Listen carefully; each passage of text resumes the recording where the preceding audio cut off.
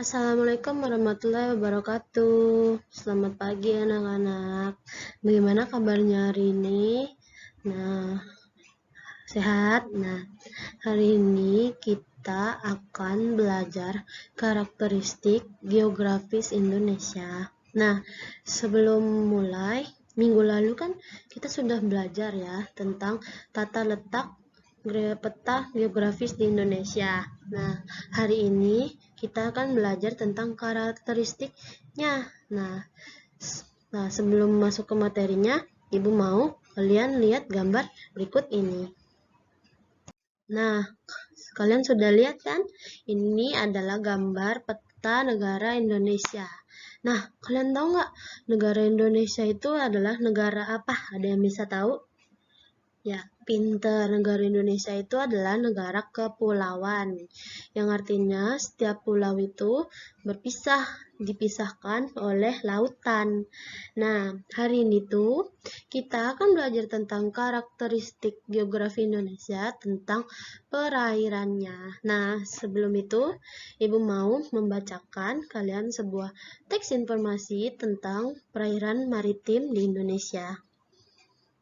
Nah, kehidupan ekonomi masyarakat, kondisi geografis sebagai maritim dan kepulauan membawa banyak keuntungan bagi bangsa Indonesia. Wilayah lautan Indonesia sangat luas telah diakui secara internasional sebagai negara maritim. Bangsa Indonesia diberikan kewenangan untuk memanfaatkan potensi sumber daya laut. Cakupan wilayah yang sangat besar dan luas, tentu saja Laut Indonesia mengandung keanekaragaman sumber daya alam laut yang sangat potensial, baik hayati maupun non-hayati.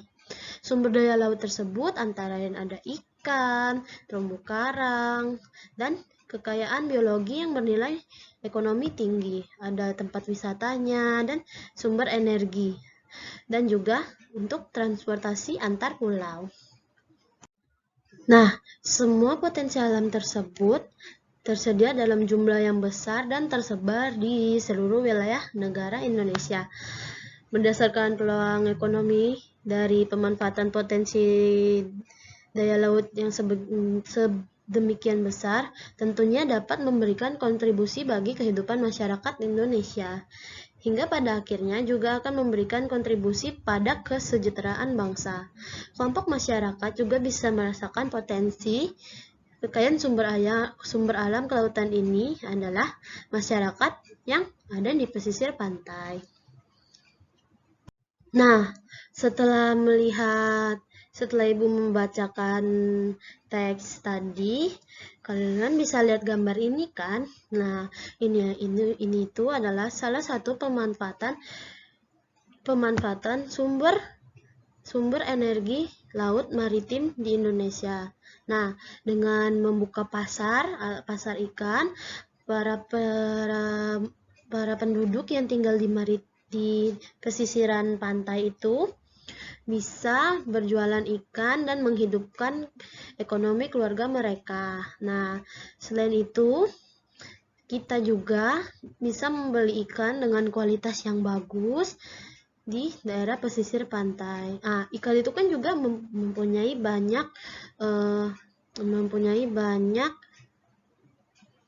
sumber energi dan protein kan. Nah, jadi pemanfaatan laut Indonesia salah satunya bisa dengan kita membuka pasar ikan dan berdagangan ikan di situ. Nah, selain kita bisa membuka pasar ikan, kalian juga bisa membudidayakan terumbu karang. Nah, terumbu karang itu fungsinya sangat banyak. Pertama, sebagai tempat hidup ikan-ikan yang ada dalam laut. Selain sebagai tempat hidup ikan-ikan, terumbu karang juga berfungsi sebagai hiasan yang bisa dijual untuk hiasan akuarium. Jikanya misalnya kalian ini mau memelihara ikan, nah kalian bisa membeli terumbu karang dan menjadi hiasan di akuarium kalian. Tapi jangan terlalu banyak menjual terumbu karangnya. Setidaknya harus dilestarikan supaya ikan-ikan yang tinggal di laut bisa berkembang biak dan menjadi sumber pencarian nelayan-nelayan di pesisir pantai.